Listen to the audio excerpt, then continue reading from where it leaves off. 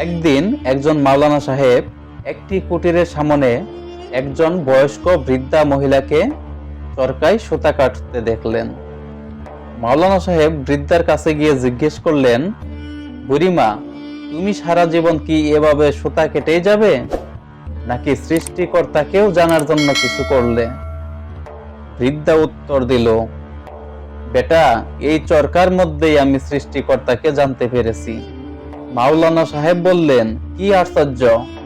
তাহলে বলেন দেখি, আল্লাহর মওজুদ বা অস্তিত্ব আছে কিনা? বুড়ি বলল, প্রতিটি মুহূর্তে, রাত দিন, সব সময় আল্লাহ মওজুদ আছেন। মাওলানা সাহেব জিজ্ঞেস করলেন, এটা কিভাবে? ঠিক আমার এই চরকার মতোই, বুড়ি উত্তর দিল। বৃদ্ধার কথা শুনে মাওলানা তো অবাক, বলল, নিশ্চয়ই বুড়ির মাথা খারাপ হয়ে গেছে। বুড়ি তার চরকায় সুতা কাটতে কাটতে বললেন, যতক্ষণ পর্যন্ত আমি এই চাকতি ঘোরাতে থাকি ততক্ষণ এটা চলতে থাকে, এবং যখন আমি এটা ছেড়ে দেই তখন এটি সেই অবস্থায় থেমে যায়।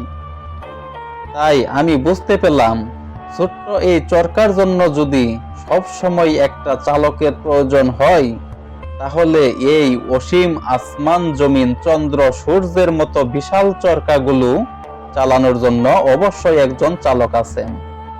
সেই চালক এই সব চরকাগুলো প্রতিনিয়ত ঘুরিয়েই চলেছেন। যদি কোনো সময় সে থেমে যায় বা এই সব চাকতিগুলোকে ছেড়ে দেন, তখন তা থেমে যাবে বা ভেঙে পড়বে। বুড়ি বললেন, কোনো সময় এই আসমান, জমিন, চন্দ্র, সূর্যকে আমি থামতে দেখিনি।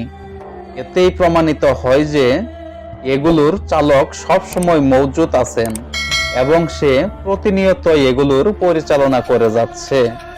প্রিয় বন্ধুগণ, একবার চিন্তা করে দেখো, যদি ওই গাছটির পাতাগুলো না লড়ে, অক্সিজেন পেতে কোথায়? যদি একটু মাটি খুঁড়তেই পানি না পেতে, জীবন ধারণ করতে কিভাবে? একবার চিন্তা করে দেখো, ওই গাছ বা ওই মাটি এই পৃথিবীর কোনো ফ্যাক্টরিতেই তৈরি করা যায় না, কিভাবে তৈরি করে তাও জানে না। কিন্তু এই সবেরও একজন মালিক আছে। কে সে? এখনো সময় আছে, তাকে খুঁজতে বের হও। আর বন্ধুগণ, ভিডিওটি ভালো লাগলে লাইক দিয়ে সাবস্ক্রাইব করে রাখতে পারো, আর যোগাযোগ করতে পারো কমেন্ট বক্সে। আল্লাহ হাফেজ।